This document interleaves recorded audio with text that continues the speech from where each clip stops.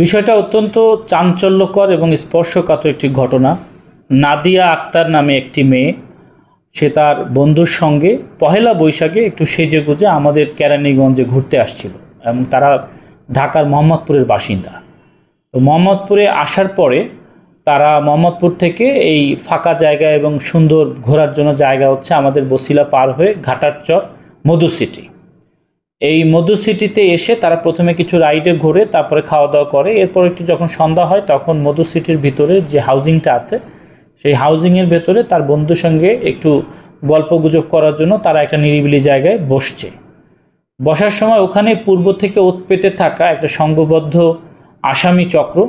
তারা এসে তাদেরকে পাকড়াও করে এবং পাকড়াও করে তার বয়ফ্রেন্ডকে মারধর করে, অস্ত্রের মুখে জিম্মি করে ওই চক্রের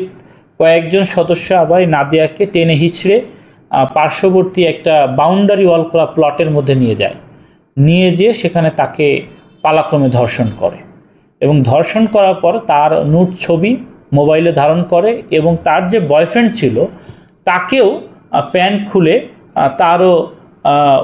নুট ছবি তারা মোবাইলে ধারণ করে এবং বলে যে তোরা যে এখানে বসে অসামাজিক কার্যকলাপ করছিলি সেটার প্রমাণ আমরা রেখে দিলাম, এটা যদি তোরা পুলিশকে রিপোর্ট করিস তাহলে তাৎক্ষণিকভাবে এটা ফেসবুক বা বিভিন্ন জায়গায় আমরা লিক করে দেব, ভাইরাল করে দেব এবং তোরা আমাদের কোনো কিছু প্রমাণ করতে পারবি না, কারণ তোরা নিজেরাই এখানে এসে অসামাজিক কার্যকলাপ করতেছিলি। তো পরবর্তীতে এই ঘটনা জানার পরে তাৎক্ষণিকভাবে মেয়েটা অসুস্থ হয়ে পড়ে এবং সে তার অন্য বন্ধুদের খবর দেয়। ওরা এসে এক পর্যায়ে যখন তারা অজ্ঞাতনামা আসামিদের কোনো শনাক্ত করতে না পারে তখন তারা পুলিশকে খবর দেয়, জড়িত আসামিদেরকে শনাক্ত করতে সক্ষম হয় এবং পরবর্তীতে আমরা অত্যন্ত দ্রুত গতির সাথে অভিযান পরিচালনা করে এই ঘটনার সাথে জড়িত 5 জনকে আমরা গ্রেপ্তার করি এবং এই 5 জনের মধ্যে 3 জন আসামি গণধর্ষণের ঘটনার সাথে জড়িত আর 2 জন হচ্ছে ওর যে বন্ধু, ছেলে বন্ধু সিজান, তাকে জিম্মি করে রেখেছে। পরবর্তীতে তারা এই ঘটনা ঘটানোর পরে মোবাইল, টাকা পয়সা ছিনতাই করে নিয়ে যায়। তদন্তকালে জানা যায় যে এই সংঘবদ্ধ আসামি চক্রের অন্যতম সদস্য মাসুম, সে হচ্ছে ওই মধু সিটির একজন গার্ড, সিকিউরিটি গার্ড। তারা প্রায়ই সুকৌশলে যখন সন্ধ্যার পরে এই ধরনের ঘটনা ঘটানোর জন্য ওই মধু সিটির ভেতরে বিভিন্ন ঢাকা থেকে আসা যে প্রেমিকা মানে যুগল আছে বা এই ধরনের কাপলগুলোকে তারা নিরিবিলি জায়গায় করার জন্য ঢুকিয়ে দেয়। যখন ঢুকে ওই কাপলরা কোনো একটা নিরিবিলি জায়গায় একটু বসে, এই সুযোগে এই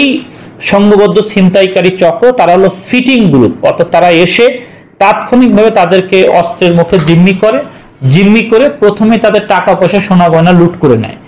এবং সুযোগ বুঝে যদি রাতের অন্ধকার নেমে আসে এবং ভিকটিম যদি একটু সুন্দর বা কোনো একটা পর্যায়ে যদি মনে করে যে না মেয়েটা দুর্বল, তাহলে সুযোগ বুঝে তারা মেয়েটাকে আলাদা করে ফেলে ওই মধু সিটির মধ্যেই তারা ধর্ষণ করে। 3 জন হচ্ছে মেয়েটার সঙ্গে তারা আর 2 জন আসামি রাহাত এবং আরেকটা আসামি আছে ওদের সোহাগ। এই রাহাত এবং সোহাগ এরা মূলত একটু জুনিয়র, এরা ওই যে অন্য যে বন্ধু মানে মেয়েটার যে বন্ধু তাকে অস্ত্রের মুখে জিম্মি করে রেখেছিল। এরা হলো মূলত চৌকিদারের ভূমিকা পালন করে, এরা ভাসমান এবং এই মধু সিটির ভিতরের যে ফাঁকা জায়গাগুলো সেখানে বসে এরা প্রায় নেশা পানি করে আর সুযোগ বুঝে